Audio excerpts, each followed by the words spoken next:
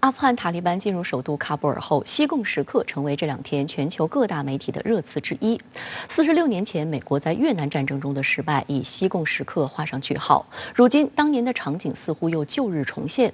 喀布尔陷落被认为是美国霸权走向衰落的又一个转折点。 根据美国总统拜登原先的计划，美国士兵将在他特意选择的国难日9月11号之前全面撤出阿富汗。因为经过几个月的撤退，美国的撤军已经完成了95%以上，时间还够。美国情报机构几天前还在预测，阿富汗塔利班将在30天内包围首都喀布尔，90天内接管这座城市。然而，才到上周末，塔利班已经占领各大要地，兵临喀布尔城下。 形势变化之快，让美国及其盟友措手不及。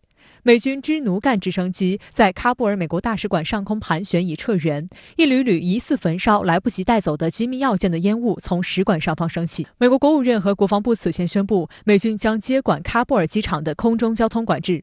一名国防部官员称，6000名美国士兵将承担保卫喀布尔机场及其整个周边的任务。美国国务院当地时间周日晚间还表示，所有人员已从美国驻阿富汗大使馆撤离，目前已抵达喀布尔机场。有消息称，美国所有外交官拟于8月31号之前离开阿富汗。这次他那个撤馆和特别是撤走他的那个在阿富汗的美国公民和包括为美国服务的阿富汗的那些所谓的翻译还有工作人员等等，就准备不足，非常的混乱，更非常的狼狈。阿富汗局势持续恶化，舆论对拜登政府的批评声也愈发尖锐。美国有线电视新闻网周一的报道称，拜登拙劣的阿富汗撤军政策对美国内外而言都是一场长期酝酿的灾难。他未能安排一场紧急而有序的撤军，这将进一步撼动他饱受危机困扰的总统宝座，让他的政治遗产蒙尘。撤离所有美国依赖的阿富汗翻译、工人和调停者任务，现在看来几乎是不可能完成的。而现在，这些人又面临塔利班的报复，美国的良心和全球声誉将受损。CNN 还直白地说，拜登对从阿富汗撤军的管理不善，凸显了他的核心观点：美国打造一个正常运转国家的愿景是虚幻的，美国再参与多年也不会有任何影响。此外，美国不负责任的行为也导致盟友陷入了慌乱，因为很多国家还没来得及撤侨。美国盟友纷纷开始找拜登讨说法。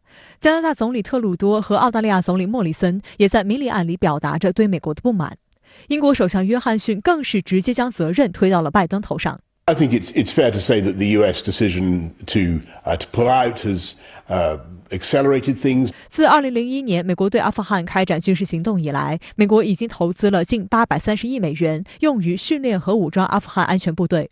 阿富汗安全部队应该在人数、资金和武器装备方面都占据上风。那么，阿富汗塔利班是如何迅速攻城略地的呢？美国外交杂志分析称，问题不在于美国向阿富汗提供的训练或装备，而在于阿富汗政府的管理不善、腐败和军队士气低落。对于美军撤离导致阿富汗局势急转直下，喀布尔陷落对美国可能有更为长期的负面影响。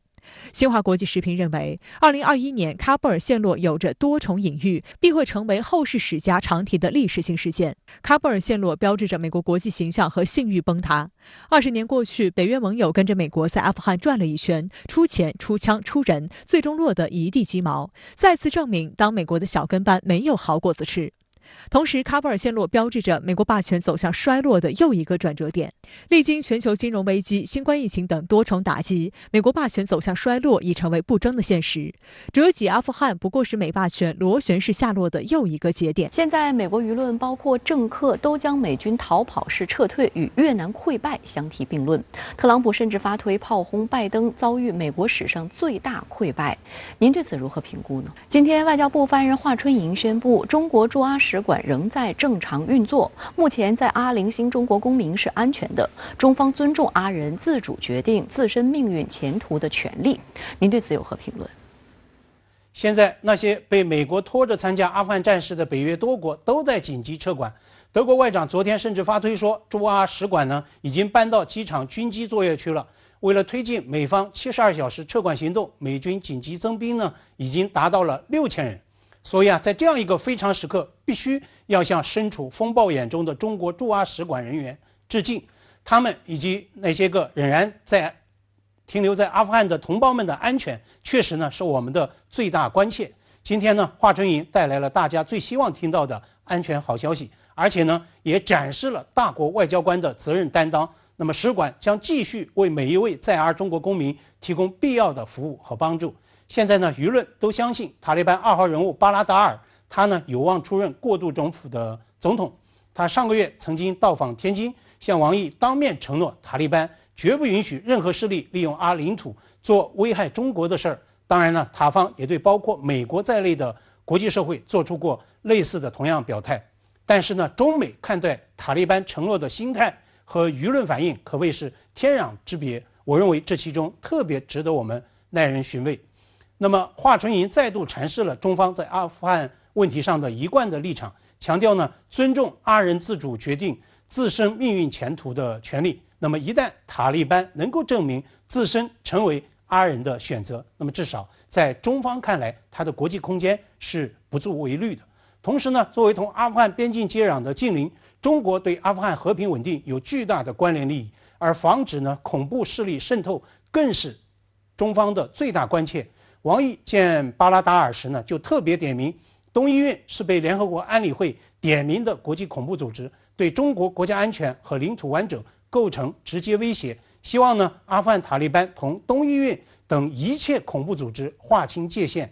那么，中俄最大规模的陆上军演上周在贺兰山下落幕，明确以反恐作为军演的主题。我想呢，也就此对外释放了最明确的信号。